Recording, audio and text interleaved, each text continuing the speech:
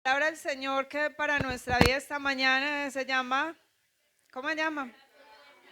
Una tormenta furiosa, no solo una tormenta, como decía mi esposo. Y qué terribles son las tormentas, ¿cierto? ¿Cuántos han estado en medio de una tormenta alguna vez?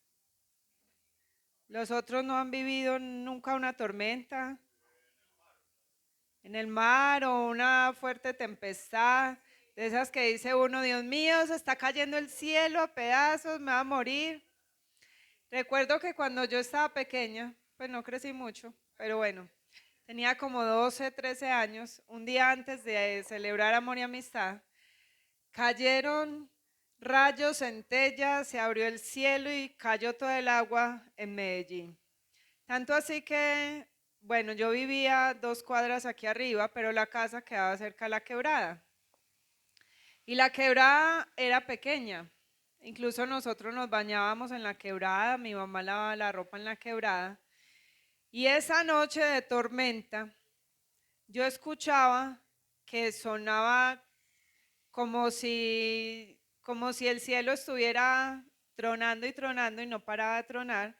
Y yo me asomé por la ventana de la habitación, desde allí se veía la quebrada, y yo no vi la quebrada pequeña, sino que era una quebrada inmensa, eso parecía que el mar se hubiera venido para Medellín. Y ya la quebrada subió al borde de casas, se llevó la mitad del terreno que mi papá tenía en el solar, inundó la calle y el agua bajaba de frente a la casa, se nos inundó la casa. Y todo el mundo corría, gritaba, la quebrada llevó árboles, animales, casas, eso arrasó con todo lo que se encontró. Y esa fue una noche terrible porque se fue el agua. Y lo único que llegaba a la casa era agua llena de pantano. Mi papá incluso tuvo que romper las bases de los muros para poder sacar el agua de la casa, porque ya el agua llegaba al nivel de las camas. Y como yo estaba pequeña, me mandaron a llorar a otro lado, porque eso sí sabía yo, llorar. Lloraba por todo y yo fui la que los desperté a todos. Ellos dormían en medio de la tormenta, pero yo me desperté y los desperté a todos. Y qué terrible estar en medio de una tormenta. ¿Qué trae una tormenta? Trae destrucción, trae cambios, trae cansancio, trae desespero, trae angustia, trae tristeza, trae confusión porque uno no sabe hacia dónde correr. Y cuando la tormenta pasa nos damos cuenta que muchas cosas han cambiado, que ya lo que nosotros veíamos después de la tormenta ya es diferente. ¿Y quién quiere estar en medio de una tormenta? ¿Y quién quiere que lo manden para la tormenta? Resulta que en la palabra sí encontramos a unos hombres que estuvieron en medio de una tormenta, no porque quisieron, sino porque el Señor los mandó para la tormenta. ¿Ustedes conocen esa historia? Sí, ¿cuál? La de Pablo. La de Jonás. No, Dios no le dijo a Jonás que se montara al barco. Pablo, bueno, vamos a ir al Evangelio de San Marcos, al capítulo 6, en el versículo 45. Esta Biblia no me cabe aquí. Me traje la Biblia del ciego. Marcos capítulo 6, versículo 45, y yo tengo la nueva traducción viviente.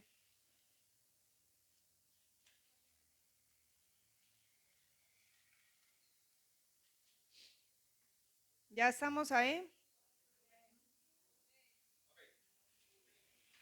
Bueno, leemos la palabra en el nombre del Padre, del Hijo y con la unción de su Santo Espíritu.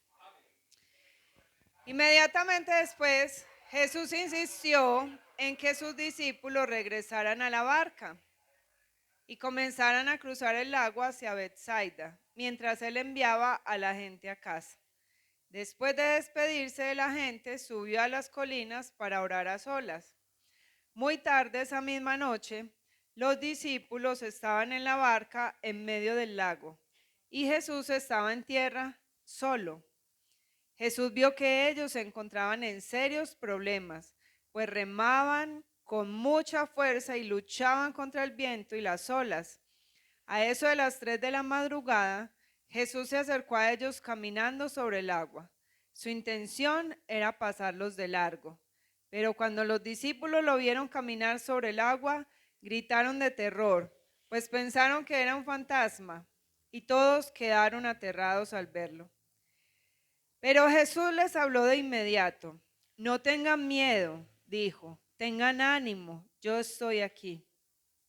Entonces subió a la barca y el viento se detuvo. Ellos estaban totalmente asombrados porque todavía no entendían el significado del milagro de los panes. Tenían el corazón demasiado endurecido para comprenderlo. Amén. Padre, gracias, Señor, por el privilegio que nos das de abrir tu palabra, de estudiarla, de escucharte a través de ella. Es tu palabra inspirada, Señor, a través de un hombre, es su palabra que nos guía, que nos ilumina, que nos enseña y que nos muestra el camino. Hoy te rogamos en el nombre de Jesús, háblanos, Señor. Háblanos, anímanos, exhórtanos, confórtanos, pero háblanos, papá, de la manera que has dispuesto para esta mañana a cada una de nuestras vidas. Hoy, Señor, sé que soy instrumento y te ruego en el nombre de Jesús que sea tu Santo Espíritu el que guíe y el que direccione toda esta palabra. Y nosotros, Señor, nos disponemos para escucharte. Y te damos a ti la gloria y la honra en Cristo Jesús. Amén y amén. Pues aunque no queremos estar en la tormenta, muchas veces nosotros estamos en la tormenta y esto es lo que le pasaba a los discípulos, ¿cierto? El Señor Jesús los manda que se suban a la barca y los manda que crucen el lago.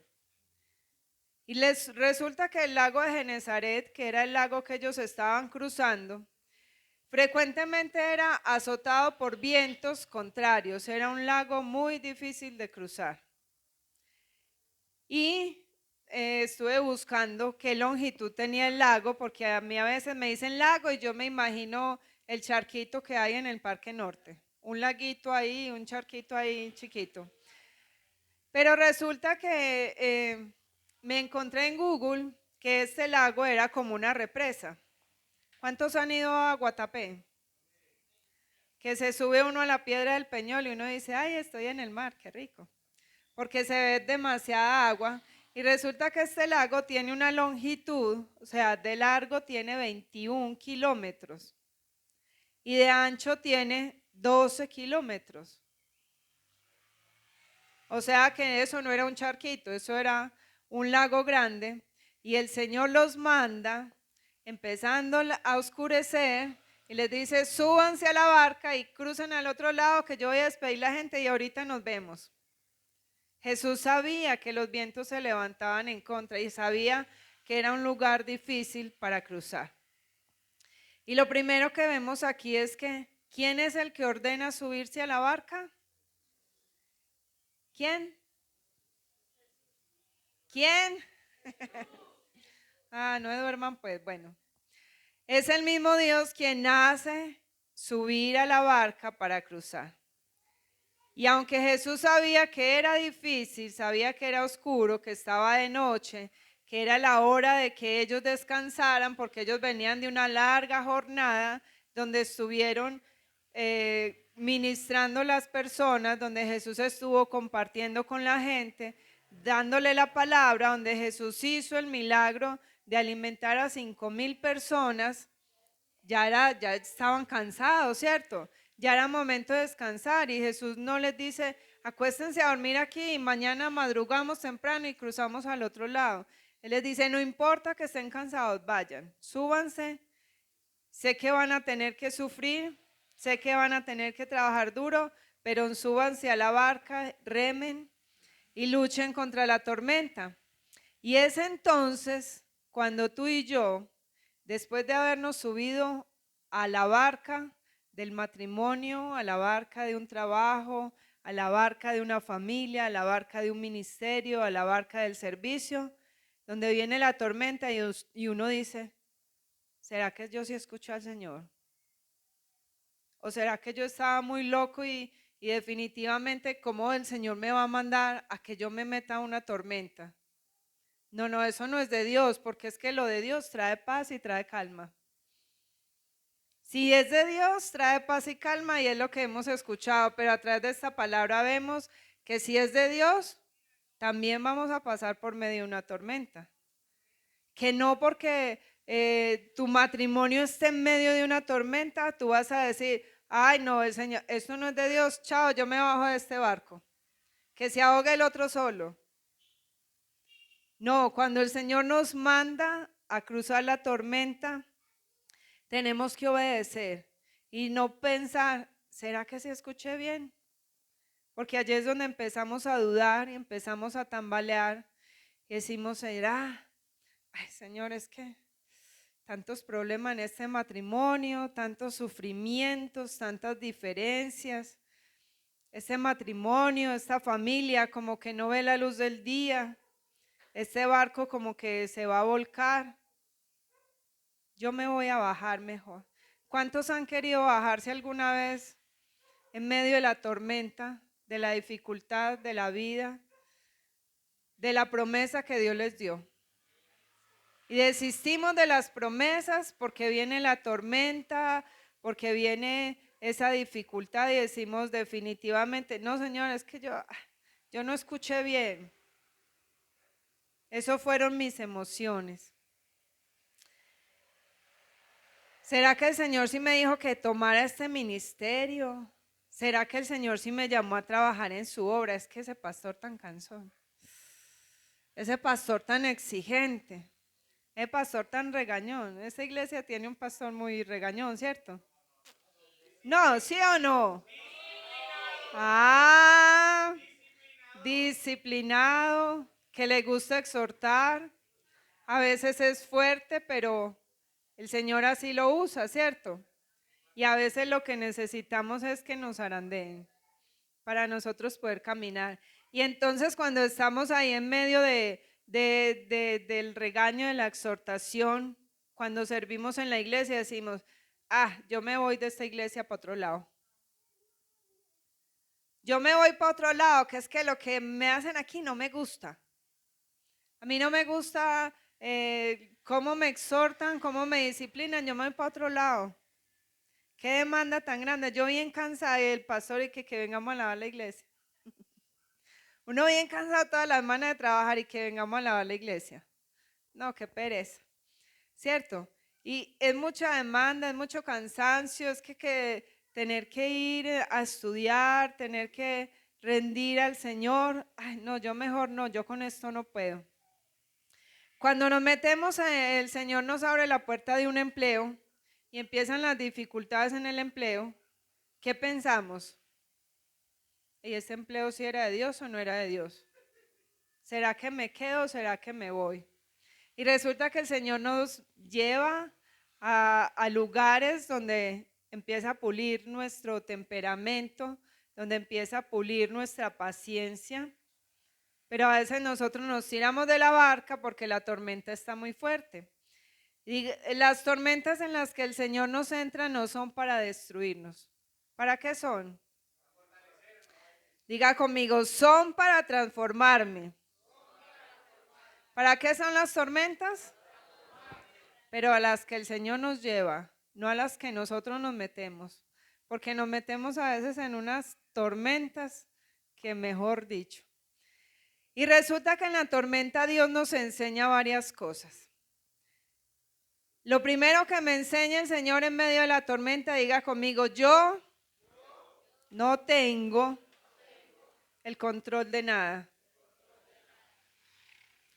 Yo no tengo el control de la tormenta. Yo en medio de una tormenta no puedo hacer como Jesús hizo. Viento, cálmate, deja de llover, silencio, yo no puedo. No tengo el control de nada. Ahora quiero que pienses un momento, ¿cuál es la situación, el área de tu vida que en este momento está en medio de una tormenta? Que usted dice, no regalo mis hijos porque como dice el TikTok, Ya me encariñé con ellos. Agradezcan que no los devuelvo, que me encariñé con ellos.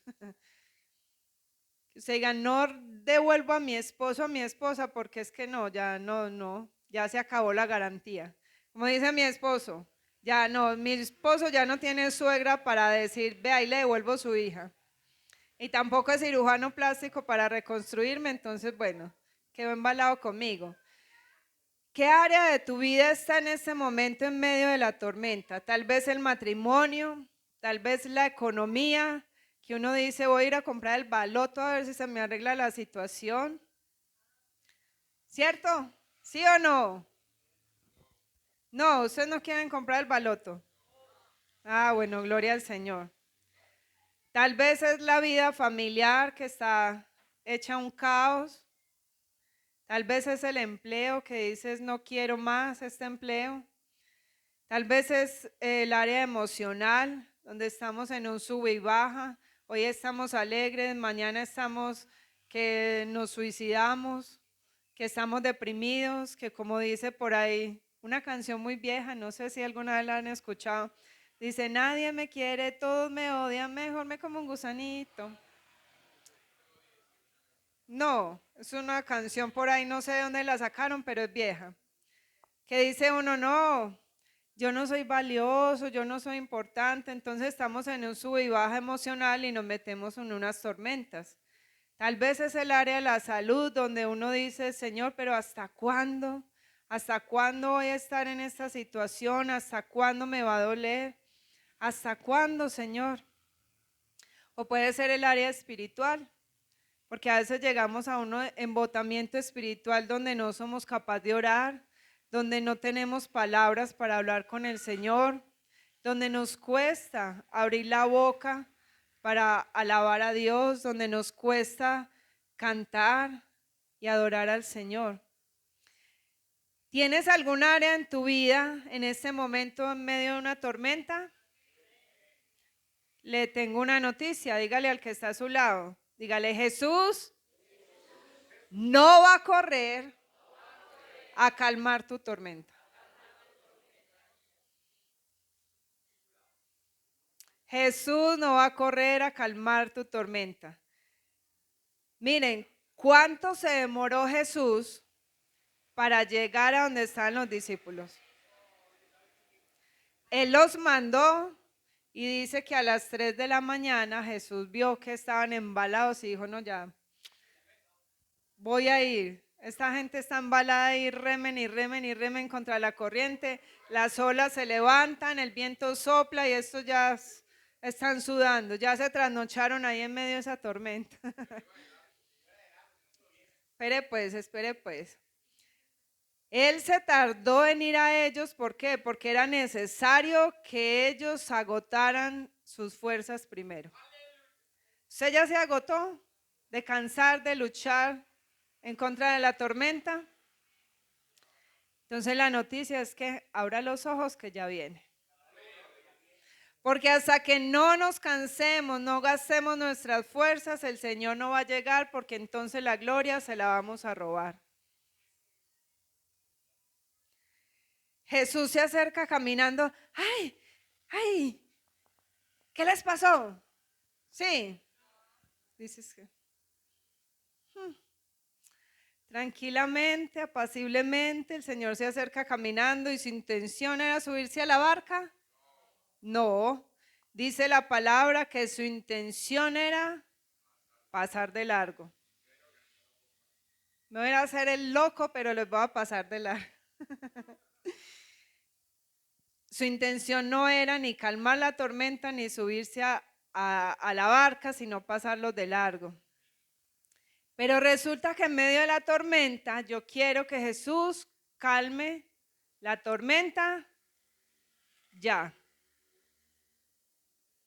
Yo quiero que la tormenta se calme ya. Y le decimos, Señor, quítame esto, pero ya. Señor, sáname, pero ya. Señor, la economía ya. Es que, Señor, mira que la nevera está gomela. Manda el mercado ya. Cámbiame la situación ya. Cámbiame al esposo ya. Cámbiame a la esposa, ya. Transfórmeme los hijos, ya. Porque no queremos sufrir. Cuando uno ve un hijo mal, es el egoísmo que tenemos. Uno quiere que el Señor cambie a los hijos, muchas veces no por ellos, sino para yo no sufrir por ellos. No por el bienestar de ellos, sino para yo no tener que sufrir por ellos. A veces no sabemos ni lo que estamos pidiendo. Y como Él no hace como yo quiero, ni cuando yo quiero, entonces, ¿qué pasa con nosotros en medio de una tormenta furiosa? Nos enojamos, nos frustramos, nos deprimimos y la emprendemos en contra de todo el mundo. Viene el desánimo y el desánimo nos lleva en un sube y baja emocional y espiritual y terminamos perdiendo la fe. Hay una película muy linda que se llama Milagros del Cielo y esta semana la presentaron todos los días en un canal. Y un día me la vi con Felipe y al otro día me la vi con Sara y ya me la había visto sola. Y resulta que Milagros del Cielo es una familia cristiana que vive en un estado en Estados Unidos, en Texas, no, ellos no, bueno, en Texas. Y tienen 3 hijas, sanas, lindas, juiciosas, activas. Y un día una de las niñas empieza con unos cólicos y cólicos, y la mamá empieza a llevarla al médico y que es intolerante a la lactosa, bueno, le da muchos diagnósticos y al final ella en su desespero se busca una ayuda de un médico y el médico le diagnostica una enfermedad que no tiene cura. Y la enfermedad lo que hace es que los intestinos de la niña pierden como la conexión al cerebro, entonces no se mueven. Y como no se mueven, ella no digiere y parece embarazadita. Y resulta que la niña un día llorando en medio de su dolor le dice a la mamá, me quiero morir, ya me quiero morir, no soporto este dolor. Y la mamá perdió la fe del todo y la mamá decía, ¿cómo es posible que un Dios bueno permita que mi hija sufra de esta manera? ¿Cómo es posible que ese Dios bueno que ella ama, del que ella habla porque la niña amaba a Jesús, cómo es posible que Él la deje sufrir? Y allí es donde entra el desespero, allí es donde entra el desánimo y termina uno perdiendo la fe. El Señor al final permitió que la niña se cayera de cabezas en un árbol que era tenía 3 pisos de alto y cayó de cabezas hasta el fondo del árbol. Y dice el médico, la niña al caer de cabeza se le reseteó el cerebro y volvió a hacer conexión con los intestinos, pero a pesar de que cayó de cabeza no le pasó nada, pero el Señor la sanó. Y entonces cuando el Señor la sana, la mamá sale a dar el testimonio de lo que Dios hizo en su vida, de cómo ella en medio de la tormenta furiosa que se levantó no veía los milagros que ocurrían a su alrededor. El milagro de que el médico que no tenía citas como hasta dentro de 6 meses, la atendiera 2 días después de que llegó. El milagro de que consiguió quien le ayudara en esa ciudad, de que su papá y sus hermanas pudieron ir a visitarla aunque no tenía con qué pagar el vuelo, de que el Señor les mandó la provisión para poder pagar todos los gastos médicos. Y entonces ella empezó a sumar cada milagro, pero después de que pasó la tormenta. Pero mientras estamos en la tormenta, la fe se pierde. La fe se puede perder cuando nosotros no entendemos que es el Señor el que nos permite y el que nos manda la tormenta, pero quiere que aprendamos. Él no va a llegar corriendo a salvarnos, Él quiere que aprendamos. Lo segundo que el Señor nos enseña, diga conmigo, Dios tiene el control total. Es Él. El control es de Él, no es nuestro. Y qué susto tan tremendo les pegó, porque dice, Jesús se acercó a ellos caminando sobre el agua, su intención era pasarlos de largo, pero cuando los discípulos lo vieron caminar sobre el agua, gritaron de terror, gritaron de emoción, de terror, porque pensaron que era un fantasma. Pensaron que era un fantasma. Diga conmigo, mi redentor está vivo. Él no es un fantasma. Mi Redentor está vivo, amén.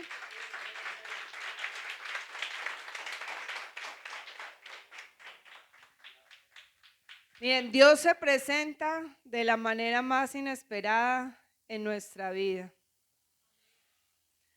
Yo me imagino, a mí me gusta meterme en la película de la Biblia, yo me imagino esos pobres, trasnochados, cansados, mojados, agotados, en la oscuridad, en medio de las olas que los levantaban y los volteaban, y se acerca Jesús bien lindo, caminando sobre el agua, algo que ellos nunca habían visto. ¡Oh, cómo! El fantasma del lago de Genezaret nos salió.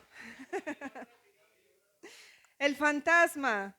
Pero Dios es tan lindo que Él dice, ¿saben qué? Yo hubiera podido haberme mostrado a ustedes, haberles podido mostrar que yo podía caminar sobre las aguas en un día soleado, tranquilo y sereno. ¿Y cuál hubiera sido la dicha? Pues, ¿cuánto hubiera impactado a los discípulos ver a Jesús caminando en medio de un lago tranquilo, sereno, un día bonito? Ay, qué chévere, ¿ves? Sabe caminar sobre el agua. Qué bueno, este sí es Jesús. Pero el Señor quería era impactarlos en un día donde todo estuviera oscuro, donde todo estuviera en caos, donde dijeran ellos, esto es imposible, esto solo lo hace un Dios de poder. Y por eso el Señor se presenta a ellos en medio de la tormenta. Y por eso el Señor se presenta a tu vida y a mi vida en medio de la tormenta para glorificarse Él y solo Él. Amén.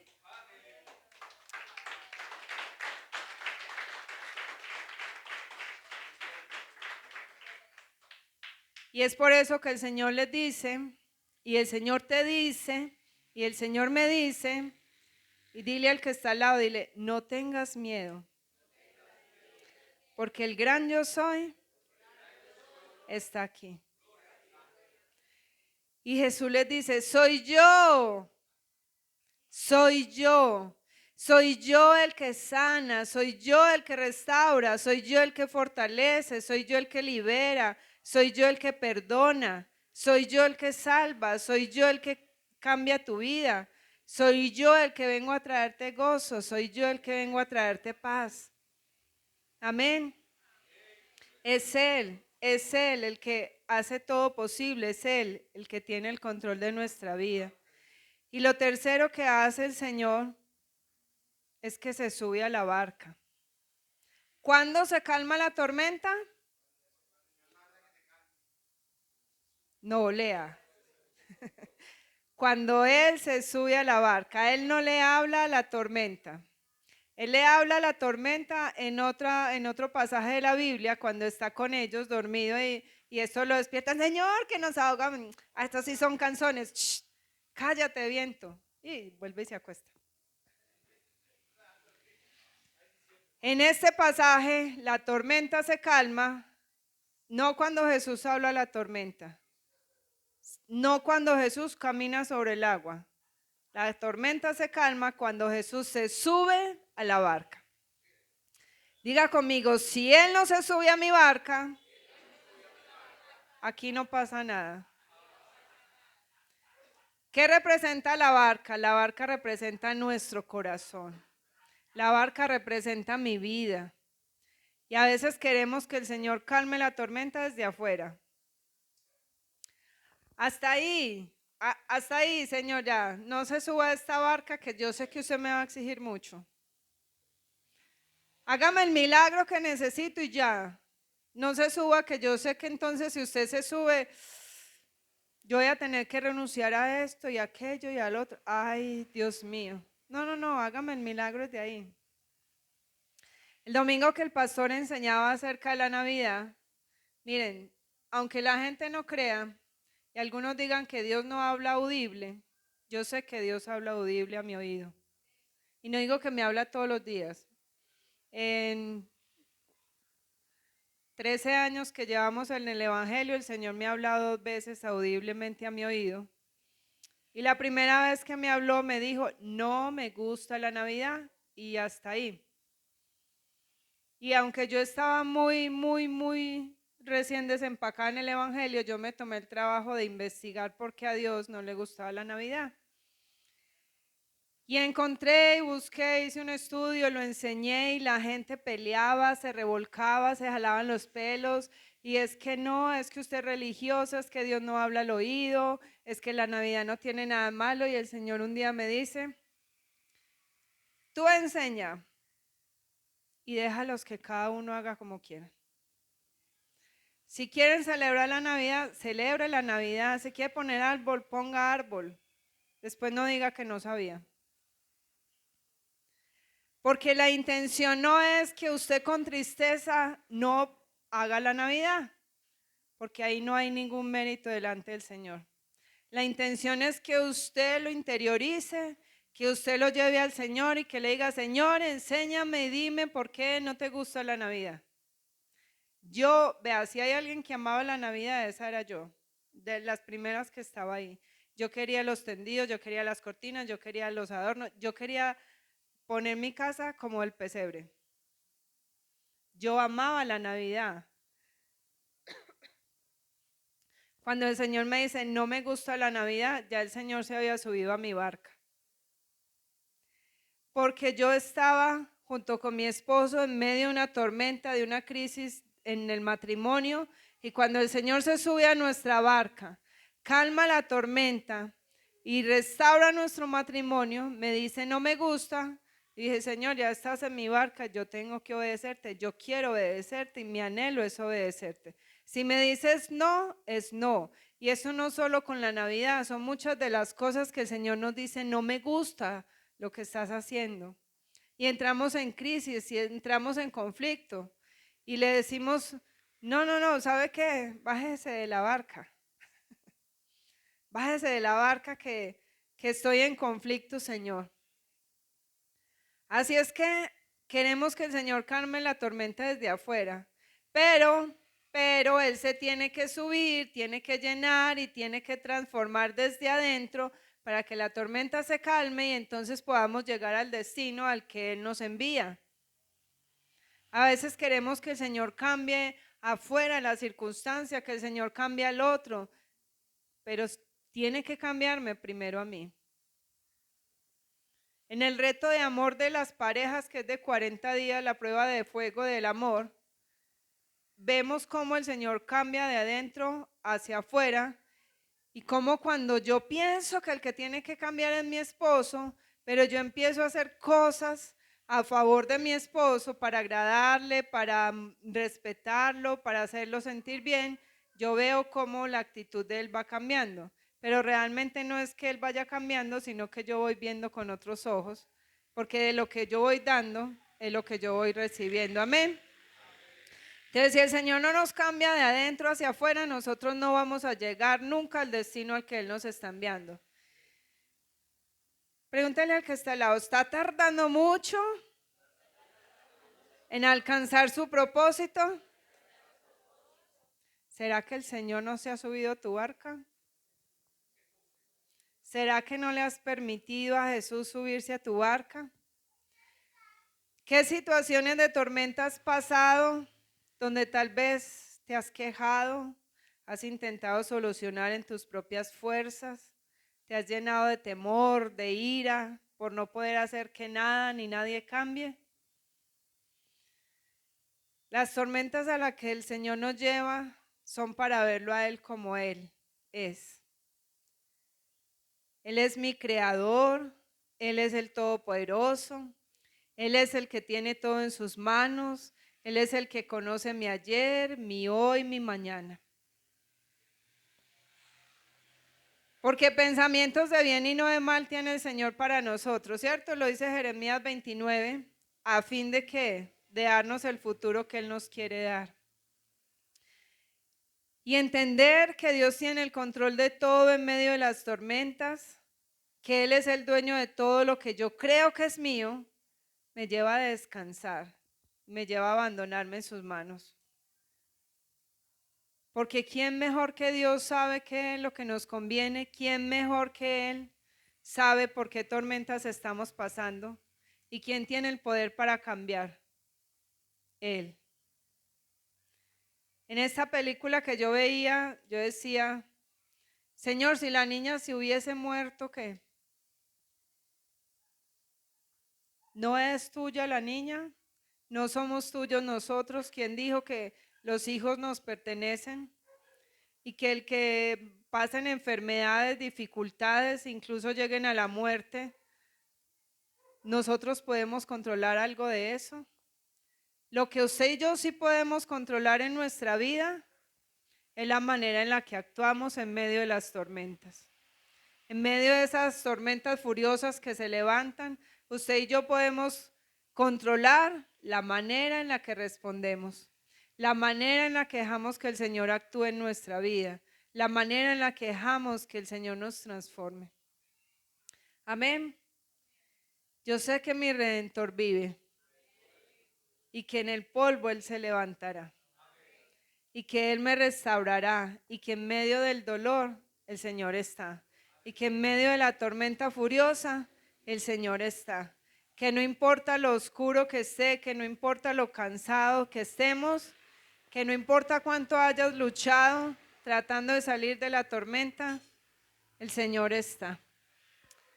Así que en esta mañana vamos a orar, vamos a hablar con papá, vamos a presentarle esas áreas de nuestra vida que están allí en tormenta.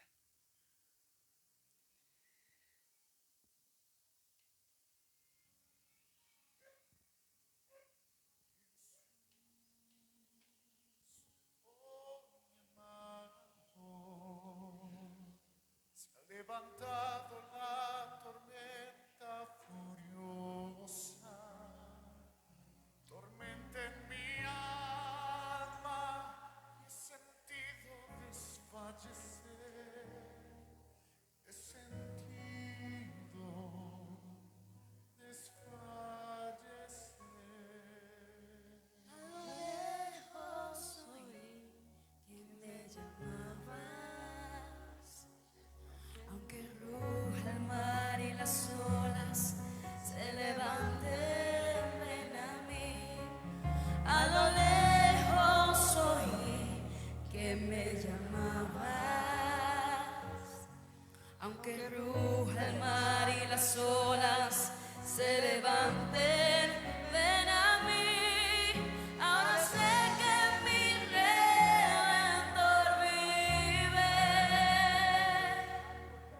En medio del dolor, Él vive. Ahora sé que mi Redentor vive. En medio del dolor, Él vive.